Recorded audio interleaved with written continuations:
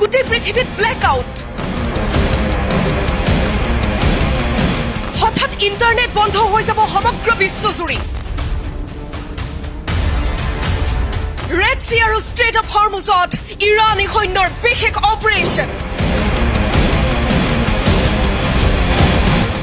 এবাৰ সাগৰৰ তলৰ পৰা বিশ্বযুদ্ধৰ উকমুকনি ইৰাণৰ তেলৰ যুদ্ধ পানীৰ যুদ্ধ আৰু এইবাৰ ডিজিটেল যুদ্ধ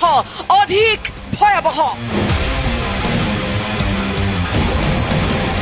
সাগৰৰ তলৰ ফাইবাৰ অপটিক কেবলসমূহ কাটি পেলোৱাৰ লগে লগে কি পৰিস্থিতি হ'ব বিশ্বত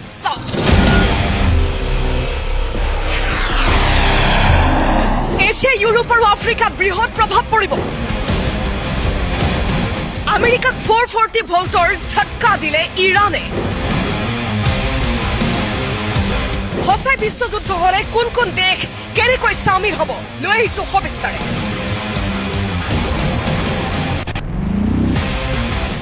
সাগৰৰ পৰা এইবাৰ বিশ্বযুদ্ধৰ উকমুকনি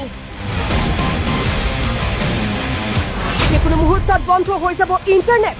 যিকোনো মুহূৰ্তত ইৰাণে কৰ্তন কৰিব পাৰে সমুদ্ৰৰ তলৰ ইণ্টাৰনেট কেবলসমূহ গোটেই পৃথিৱীত ব্লেকআউট কল্পনা কৰক ইণ্টাৰনেটবিহীন এটা জীৱন পুনৰ ঘূৰি আহিব টেক্সট মেছেজৰ দিন ৰীল স্ক্ৰল কৰা সকলো খবৰ মোবাইলতে চোৱা বন্ধ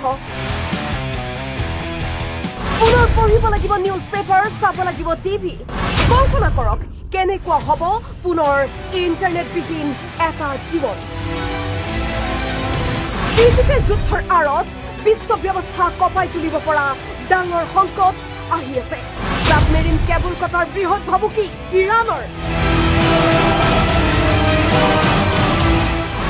ৰেড সি আৰু ষ্ট্ৰেট অফ হৰমুজৰ তলেৰে বিশ্বৰ প্ৰায় 15-20ডাল গুৰুত্বপূৰ্ণ সাবমেৰিন কেবল আছে এই ইণ্টাৰনেট কেবলসমূহ কাটি পেলোৱাৰ ভয়ংকৰ হুংকাৰ ইৰাণৰ আমেৰিকাই ইৰাণৰ চৰ্তসমূহ নামানিলেই কৰ্তন কৰা হ'ব ইণ্টাৰনেট কেবলসমূহ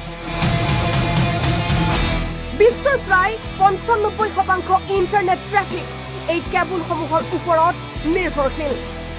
কেবল ক্ষতিগ্ৰস্ত হলে এছিয়া ইউৰোপ আফ্ৰিকাত হাহাকাৰ লাগিব এই ডিজিটেল যুদ্ধৰ লগত এইবাৰ সামৰিক যুদ্ধ হৈছে ভয়াবহ